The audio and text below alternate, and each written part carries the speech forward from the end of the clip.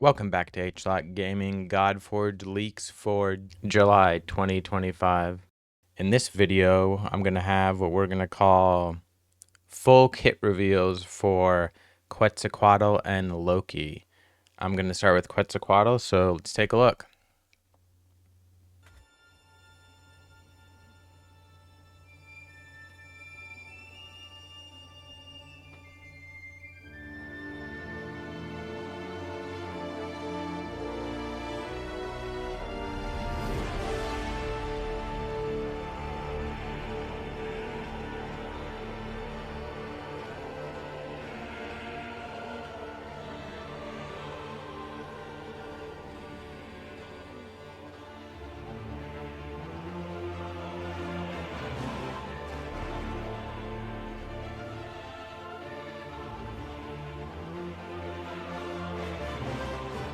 Okay, so here we're saying, in theory, if you had, I don't know what this is called yet. I don't know if they told us. This XP sort of brew, money, and the champs, you could get Quetzalcoatl from 1 to 60 just in one screen. You don't have to do all this, go from one star level to the next. You can just go directly there. And we'll see in a second that they will hit I think it's right here, the settings. So you could autofill this in if you already had all the champs ready to go. And what's cool too here is you can see the bump up in stats.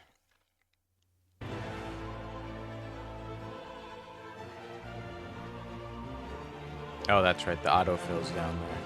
And then they hit the settings too. So you can see here, this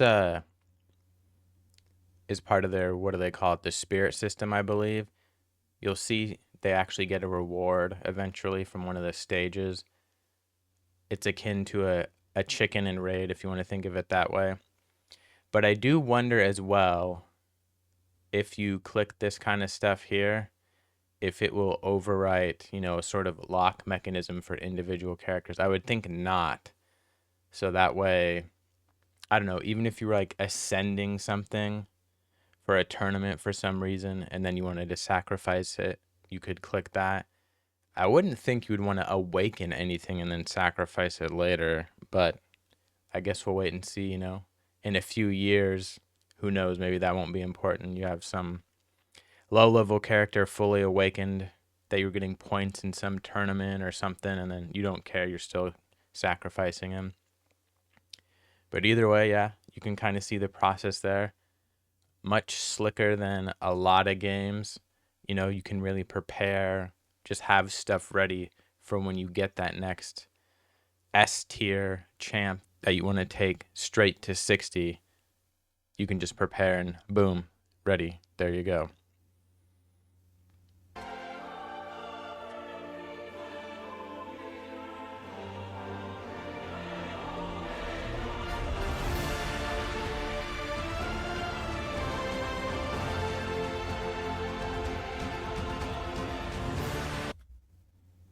All right, Serpent Fangs. Attack one enemy, 80% attack plus 230% resistance, and heal all allies 10% max HP. One thing I don't know is if that's 10% of their max HP or yours. So still a bit of a question there. For now, I'm going to assume it's their max HP. If the attack is a strong hit, place Petrify on the target for 1 turn. Petrify skips next turn. Increased divinity effects are reduced by 50%. Okay.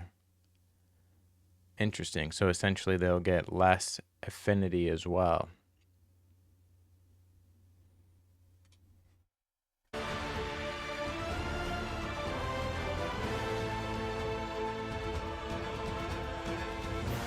Oh, and that's the basic. Now we're going to see the core here in a minute. All right, Soaring Currents. Increase the turn meter of all allies by 20% and then place speed up on each target for 2 turns. Okay. So yeah, that's a pretty good turn meter increase in general because you fill it and then you speed them up. Okay. That's very good. 5-turn cooldown.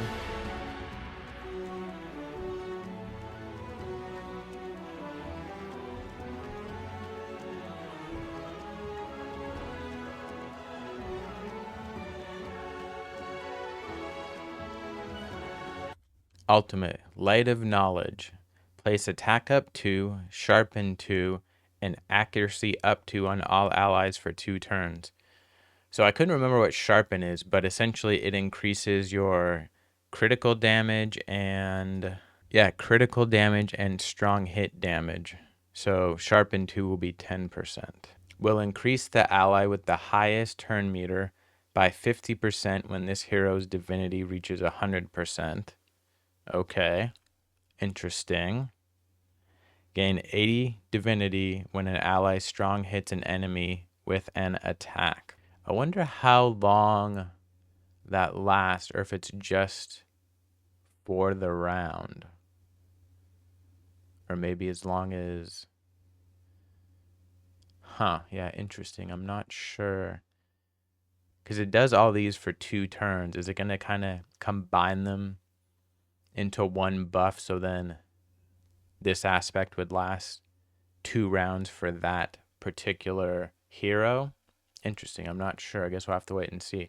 Also, I'm not entirely sure, because the 1,000 is how much it's going to cost, and then the 350, I believe, is the initial initiative. So I don't know if this is saying this character starts with 350.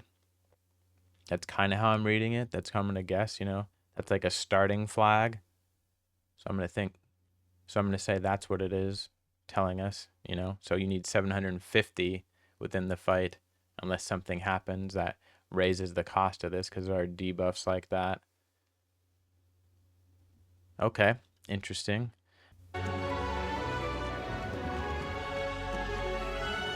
Oh, there we go. 40, 10, and 40. So yeah, that's a pretty powerful buff. Also, I wanted to point this out. Leader bonus, 21% speed by in all battles.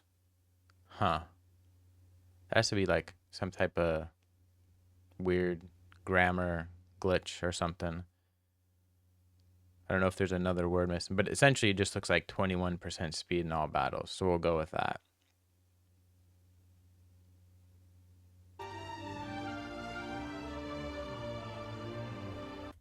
All right, the passive here, Age of Rebirth, cool name.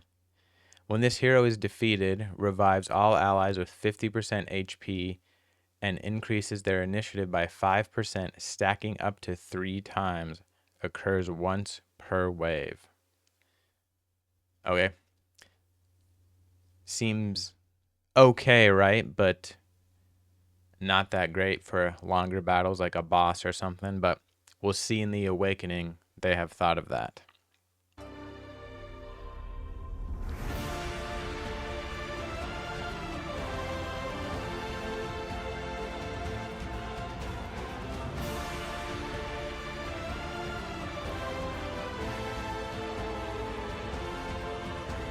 All right.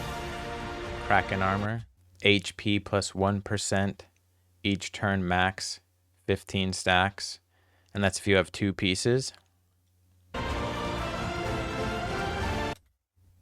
4 is just a straight up 25% HP increase. And the 6 piece reduces damage from attacks by 15%.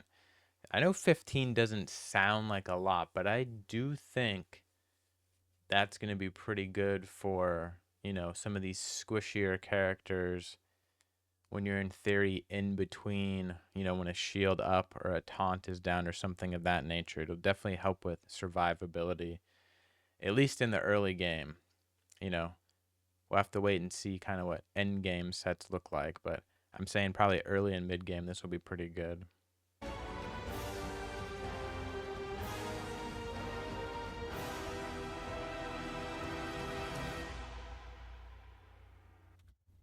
Okay. This one has a pretty good 6-piece bonus too, we'll see. But the bear, defense plus 1 on each turn, max 15. So you can see how that's kind of similar to the previous set, but with defense now.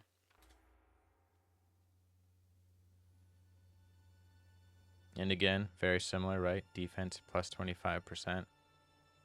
But this one grants a 15% chance to block attack damage.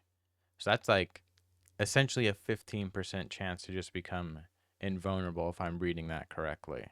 So that seems very good to me. I mean, 15 doesn't sound like a lot, but still pretty great. I don't know, beginner and mid-tier set again.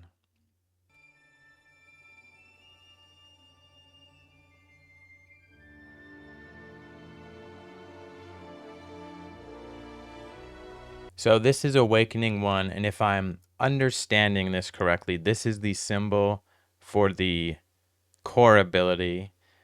So it's going to change it from 20% to 10 and stacks up to 3 times. Also, it's interesting, you can see here, this is for Quetzalcoatl or some type of token that you can awaken with.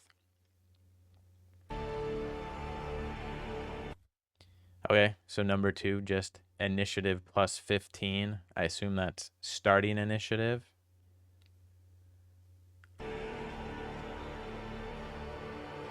Okay, so Awakening 3, that is the basic ability. What was that called again?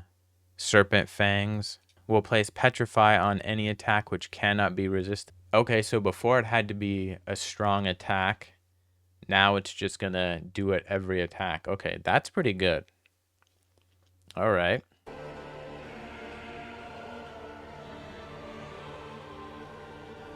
Number 4 coming up.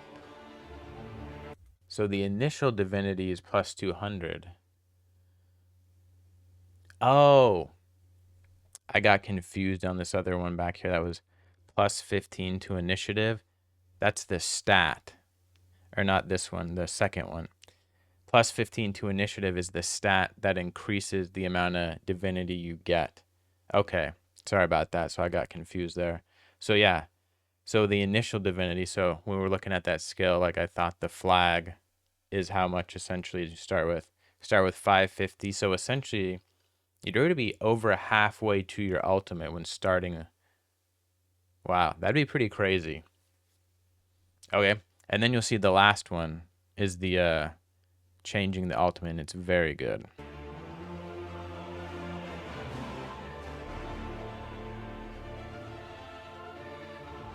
So yeah, now the ultimate revive has no wave restriction because it said once per wave. So you can see now how that skill, obviously you have to get fully awakened, which means you need what? 6 copies total because the initial plus 5.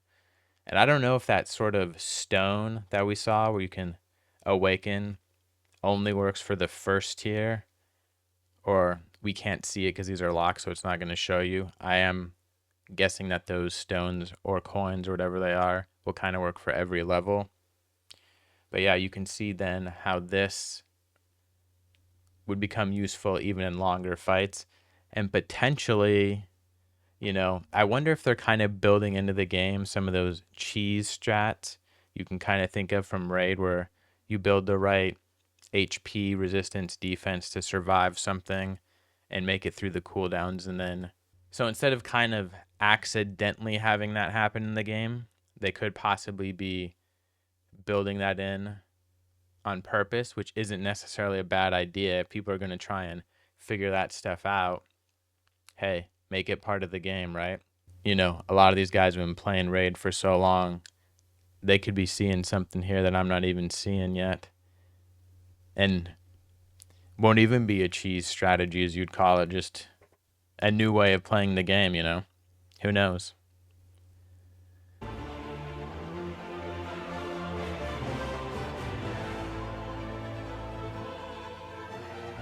Okay, so we're on the second floor of the caverns here, so we'll at least have an idea of what those enemies are for the second floor, but again, they're not going to reveal too much. All right, so now we're going to see some different camera stuff in these stages and some different use of the skills. I believe it starts, yeah, with the basic. We'll see that here. Looks pretty cool. Has a pretty cool sort of wind aesthetic to it. You'll see. Yeah, after that attack, that kind of, I don't know what you want to call it, wind coming off of him. There you see resistance up by the enemy. Again, the basic. I believe next they show us the core. Yeah, and again, see sort of that wind aesthetic. Although it was almost clouds there, right? But either way, still very on theme with Quetzalcoatl. Oh yeah, it's hard to see too, especially with my mouse. But down underneath his health bar, you'll see the bleed effect on him. But now we're gonna see what the ultimate looks like, which is very cool. But since they're the only one in here, I wonder how it'll look different. Yeah, you can still get an idea without other characters in there. I guess maybe they're not gonna have it go specifically to targets, or just kind of envelop everyone on the field. I also get an idea of the size difference of this serpent versus humans, seeing this perspective here. All right, now let's take a look at Loki. Very cool aesthetically, right? Looks even better than we've seen in the past, all those fine details. I can't think of which ones they are offhand, but obviously looking a lot better. Very cool.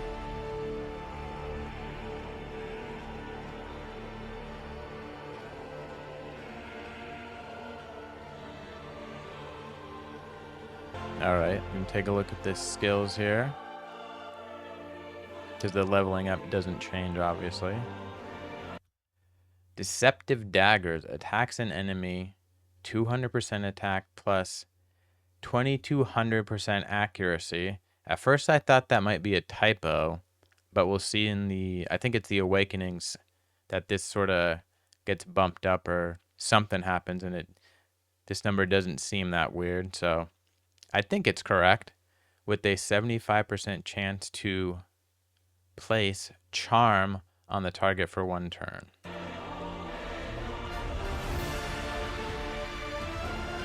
Charm takes the next attack for the enemy that placed this debuff. Duration reduced when triggered. At first I was kind of thinking, this wording sounds weird. I know what it's saying, but I kind of had to think about it.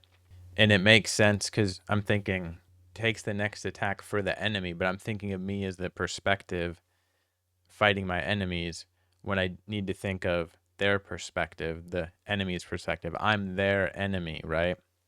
So takes the next attack for the enemy that placed this debuff. You're the enemy, so whoever you place it on, when you get attacked, it goes to them. Sort of an intercept, if you want to think of it that way.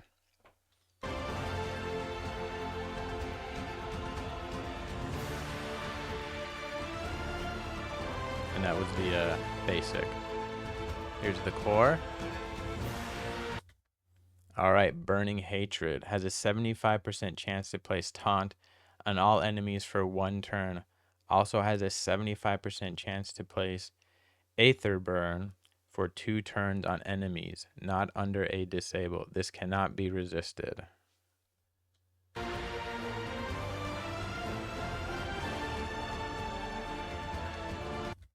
So taunt, I did miss this part before. 25% reduced damage, but attacks the unit that placed this disable with its basic ability. That's standard taunt stuff, right? But the reduced damage is a bit different for this game, so that's cool.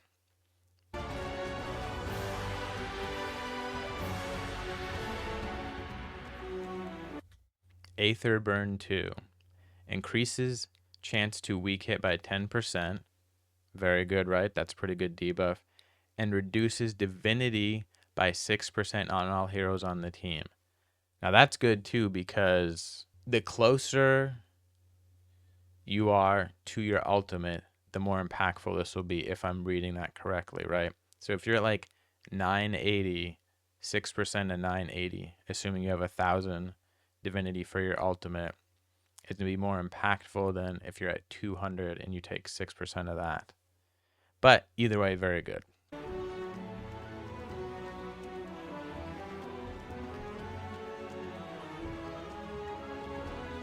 Now the ultimate.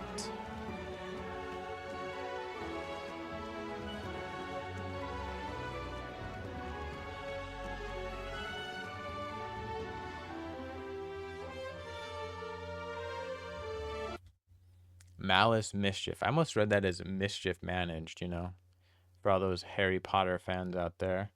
Looks like you start with 0 with Loki. Again, a cost of 1,000. Oh, here's the 3,000% I was thinking of. So now that 2,200 doesn't seem so odd, right? Attacks all enemies, 350% attack, 3,000% accuracy with an 80% chance to place Confuse on each target for 1 turn. If the target is already under a disable, steal 10% of each target's divinity. That seems pretty strong, right? 10%. Yeah, that could be, yeah, if you time that right, you can be getting back to your ultimate very quickly, right? Because if they were, it would be very odd, but if you could time it to where they were all almost close to their ultimate and you steal 10% of it, you could be very close to, you know, if there's 3 enemies, right? 30% of your ultimate. If it was a larger wave, like 4 or 5, you know, 40, 50%. So yeah, very powerful there. But gain 10 divinity when an enemy attacks an ally. Gains 20 divinity when an enemy attacks their allies. So that's where the confuse comes in. I don't remember exactly what it is, but they'll click on it in a second. We'll see. That's pretty good too.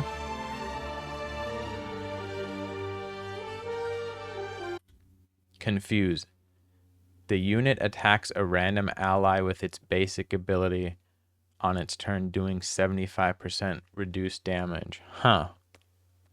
Interesting. Okay. So yeah, a very weak attack. So you're not going to do a ton of damage. So it doesn't look like you can essentially make the other team kill themselves with Confuse, which kind of makes sense. I'm guessing they thought of that. You know, if we just figure out a way to keep popping this, we make them kill themselves. But with such a reduced amount, probably not the best strategy, but still helpful in getting them to miss a turn. And then that also plays into whether you get 10 or 20 divinity, assuming the Confuse lands, right? With an 80% chance to place Confuse. Yeah, then you'll get more. Okay, yeah, very cool.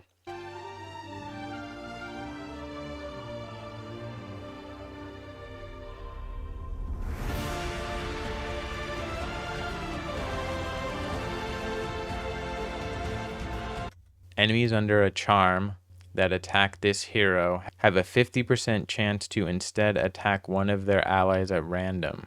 Okay, so this is kind of doubling down on that theme because you place the charm, right? And then in theory, when you get attacked, they take that hit for you. And then obviously each time it's triggered, it ticks one down. I believe that's how it was worded. Yeah, duration reduced when triggered. Yeah, so that makes, okay, so that's like a double whammy. If you get attacked, okay, I see how this is working synergistically now, right? So if you get attacked and you have charm on somebody, they essentially take the hit. But then what if they attack you, right? That skill essentially does nothing. But with this passive, it now gives them a 50% chance to attack an ally. So still sort of works in the same way. Okay. I'm digging it now. I'm seeing how it's coming together.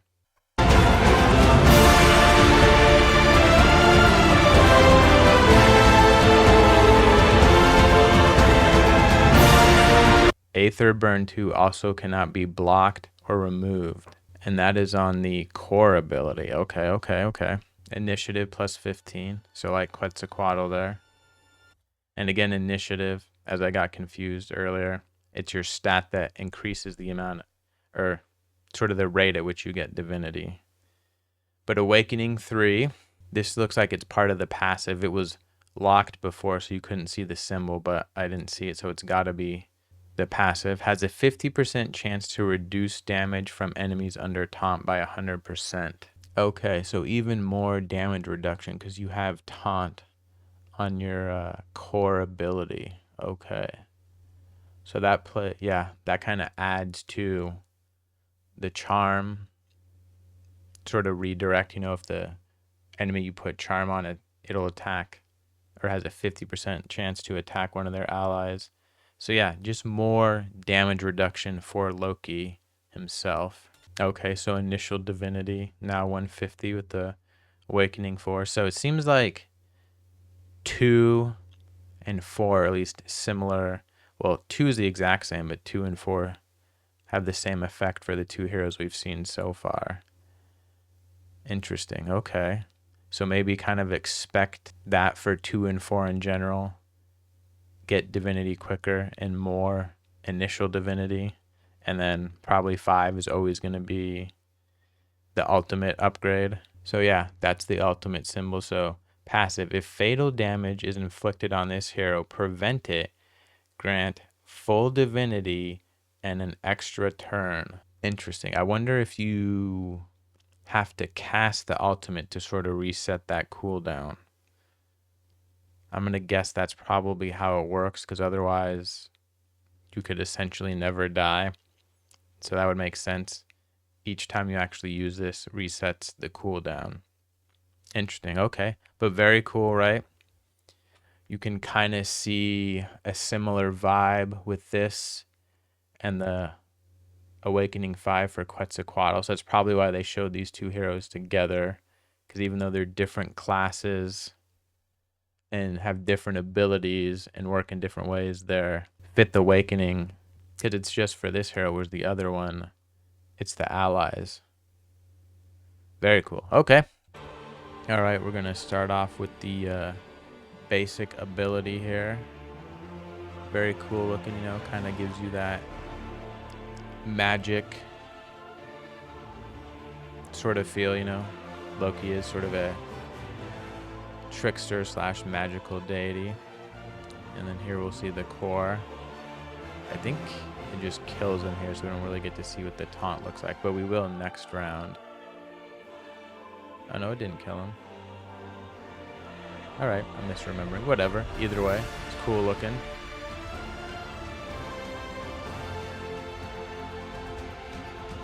So here, though, this round we will get to see sort of the taunt here in a minute. Yeah, I assume it's just not working because it's pre-alpha, but I don't know why. That skill sort of gave me, Street Fighter vibes, but very cool looking, right? And they're all dead.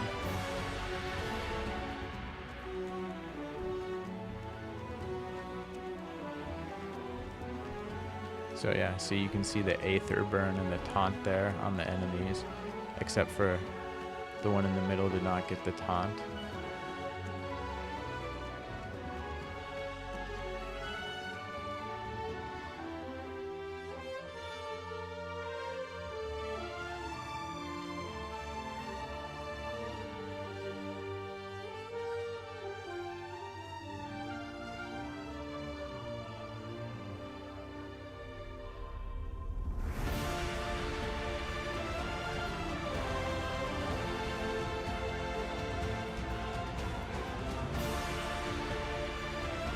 There you can see the taunt did land that time. Or maybe it landed the first time and they just attacked right away and I missed it.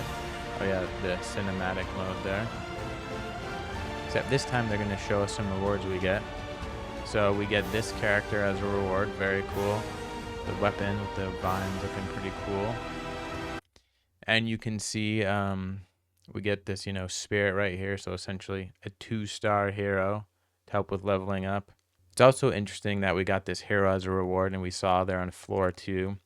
So that kind of goes to that theory I talked about, that they're going to be giving you heroes early on to help you build a team. And related to that, they did talk about on the podcast, not the one that's the day before this comes out, but the week before that, Dirk mentioned how there's going to be sort of these guaranteed rewards like this to make sure you have your team built. And then beyond that, there will be drop rates for other heroes. But then I think he said it's sort of like the last tier. They really sort of up these drop rates. So if you get that far, you're going to kind of be able to go crazy, is how he said it, which makes sense. for what they're doing, you know. They're going to reward the people that can get to the end with being able to kind of build these crazy teams and try out these different high damage strats. And it's also something I wondered, you know, and I don't remember what video I said it in, but I said I did wonder if they're going to manipulate sort of the drop rates, because you're not going to be able to pull for heroes. You'll just get them as rewards from stages, or they might drop. And it is interesting too, we just got this because I think Dirk was saying we will see sort of the summon animation when you get a hero, unless I'm misremembering that. Okay, so we see this is the defender, so defense plus 15. Okay, so I see how that's different from the bear then. It just is a straight, 15% instead of stacking. That's for 2 pieces. I don't know if they scroll over. No, they don't. Okay. All right, Slayer, attack plus 15. Okay, the skull makes sense. All right. Right, the spirit, we saw that, and the gold. But yeah, we'll have to wait and see. That's about it for June's leak, or not June, July's leak 2025. Did I say June at the beginning? I can't remember. I don't know if they're going to give us a leak next month, because we will have the alpha going for part of that. And a lot of what they've been showing us so far is leaks for stuff that will be shown in the alpha, I believe. So they may not 100% be prepared to show us stuff that's going to be outside of the alpha, really. So we'll have to wait and see. Come back next month. I'll be making at least weekly videos. During the beta, us as content creators were allowed to say what waves we wanted to be in, and I said I'd try all 3. I'm definitely going to be playing in 1 and 2. Maybe not as much as I will for the last round when it's sort of that competition. But while they're going on, during the weekdays, I'm going to try to stream an hour or 2. I don't know if that's going to work out yet. We'll have to wait and see. On the weekends, I might have more time, so we'll see. This has been H-Lock. Thanks for watching. Bye.